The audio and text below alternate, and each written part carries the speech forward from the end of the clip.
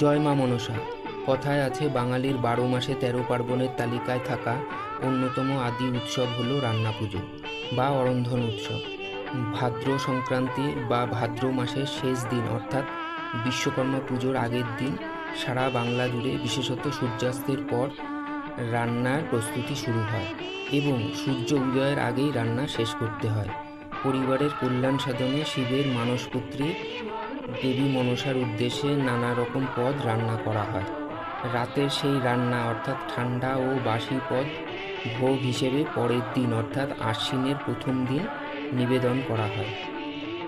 এই দিন আর বাড়িতে কোনো উনুন জ্বালানো হয় না। উনুনকে মনসা দেবীর প্রতীক হিসেবে ধরা হয়।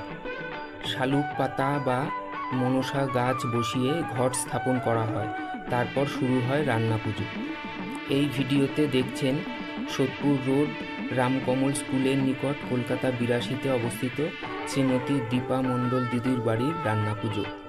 দিদি এখানে রান্না করেছেন ভাত বা পান্তা, ডাল চচ্চড়ি, পুঁই শাক চচ্চড়ি, আলু, বেগুন, পটল, কুমড়ো, ঝিঙে, চিচিঙ্গা, রাঙা আলু, উচ্ছে, কাঁকরোল, কাঁচকলা, ঢেঁড়স, বরবটি, নারকোল এবং চিংড়ি ও ইলিশ ভাজা, এছাড়াও চালতার চাটনি ও পায়েস।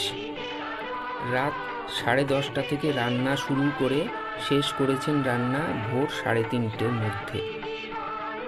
এই সবই মনসা দেবীকে নিবেদন করার পর তা প্রসাদ হিসেবে পরিবার পরিজন ও আত্মীয় স্বজন অতিথিদের মধ্যে বিলি করা হয়।